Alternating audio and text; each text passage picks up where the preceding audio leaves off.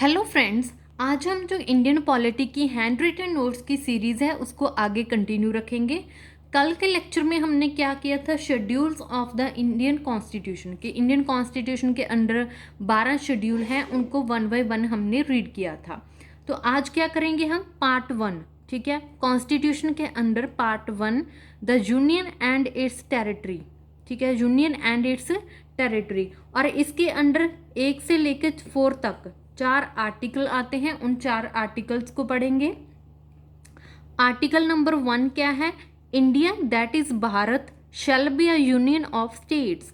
कि इंडिया जिसका नाम क्या है, भारत। ये क्वेश्चन एग्जाम में पूछा जाता है कि जो इंडिया का नाम भारत है वो कौन से नंबर आर्टिकल में लिखा गया है। तो ये आर्टिकल नंबर 1 में लिखा गया है, इंडिया दैट इज भारत। ठीक है, और इंडिया क्या है, यूनियन ऑफ स्टेट्स, बहुत सारी स्टेट्स का एक यूनियन है। ठीक है, आगे यूनियन का मतलब है no state has right to get separated from it. कि यूनियन मीन्स कलेक्शन होती है, कि इंडिया है जो बहुत सारी स्टेट्स का कलेक्शन है। तो इसमें आर्टिकल 1 के अंडर कहा गया है कि किसी भी स्टेट को ये राइट नहीं है कि वो अपनी मर्जी से सेपरेट हो जाए इंडिया से।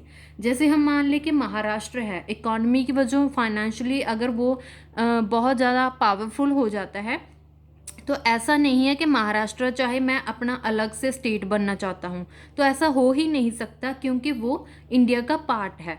तो ऐसा किसी भी स्टेट को राइट नहीं है कि वो इंडिया से अलग हो जाए। ठीक है, no state has the right to get separated from it. Okay, आगे है टेरिटरी ऑफ इंडिया। टेरिटरी क्या होता है, टेरिटरी मीन्स एरिया होता है, कि इंडिया के अंदर कितना एरिया आता है। ठीक है, टेरिटरीज कितनी है।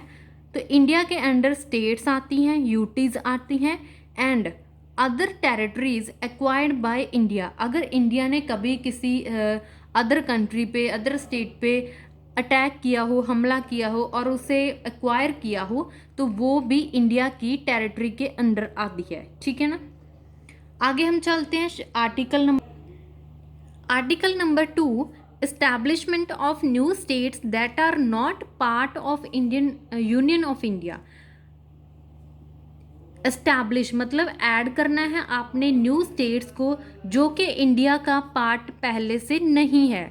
जैसे हम चाहे कि नेपाल है, अगर हम कभी नेपाल पे अटैक करके उसको अपने अंडर अक्वायर्ड कर लेते हैं और नेपाल को अपना स्टेट बनाना चाहते हैं, तो हम आर्टिकल नंबर 2 के अंडर बनाएंगे। ठीक है, क्योंकि वो पहले से इंडिया का पार्ट नहीं है। जो पहले से इंडिया का पार्ट नहीं है और उसे न्यू स्टेट को ऐड करना है, तो वो आर्टिकल नंबर 2 में आता है। आगे है आर्टिकल नंबर 3। इसमें भी क्या है कि हमने न्यू स्टेट को कॉन्स्टिट्यूशन में ऐड करना है, लेकिन जो हमारी स्टेट्स एंड यूटीज़ में है। ठीक है, जो पहले से हमारी स्टेट्स एंड यूटी के अंडर है, वहाँ से न्यू स्टेट को ऐड करना है। इसमें क्या है कि आप पहले से जैसे 2 स्टेट्स को ऐड कर 2 स्टेट्स को यूनाइट करके एक बनाकर उसको ऐड कर सकते हो। एक स्टेट और यूटी को यूनाइट करके इकट्ठा करके एक न्यू स्टेट बनानी है, या 2 यूटीज़ को आपने इकट्ठा करके एक न्यू स्टेट बनानी है। तो जो पहले से ही हमारे इंडिया में है उसको अगर हमने ऐड करके एक न्यू स्टेट बनानी है, तो वो आर्टिकल नंबर 3 में होगी। और जो पहले से हमारे इंडिया का पार्ट नहीं है लेकिन हमने उसे न्यू स्टेट बनाकर ऐड करना है, वो आर्टिकल नंबर 2 में होगी। तो इन दोनों को आपको समझ में आ गया होगा।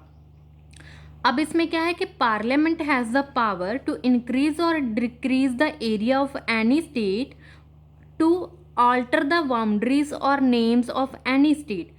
कि हम अपने जो स्टेट है, किसी भी स्टेट का एरिया है, उसको इंक्रीज कर सकते हैं, डिक्रीज कर सकते हैं, बाउंड्रीज को आगे पीछे कर सकते हैं, उसका किसी स्टेट का नेम चेंज करना है वो भी कर सकती हैं।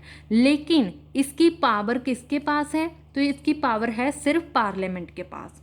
अगर स्टेट का नेम चेंज करना है तो इनकी पावर किसके पास है, पार्लियामेंट के पास है। पार्लियामेंट में क्या आता है, प्रेसिडेंट, लोकसभा एंड राज्यसभा। इनके पास, पार्लियामेंट के पास पावर है कि आप स्टेट का नेम चेंज कर सकते हो, इसका बाउंड्रीज एरिया इंक्रीज डिक्रीज कर सकते हो। ठीक है, आगे है आर्टिकल नंबर 4।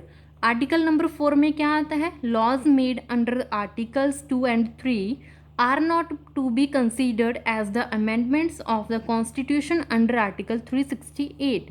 अब आपको पता है कि 368 आर्टिकल किसका है, अमेंडमेंट का है, कि अगर आपने स्टेट में या कॉन्स्टिट्यूशन में कुछ सुधार करना है, ठीक है, तो वो अमेंडमेंट करनी है, तो वो आप 368 आर्टिकल के अंडर कर सकते हो, ठीक है।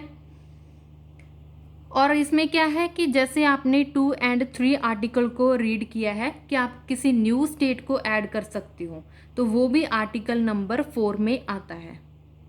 उम्मीद करती हूँ कि आपको 1 से लेकर 4 तक जितने भी आर्टिकल्स हमने रीड किए हैं उनकी समझ लग गई होगी, जो पार्ट 1 में आते हैं। पार्ट 1 में क्या है, यूनियन एंड द टेरिटरी।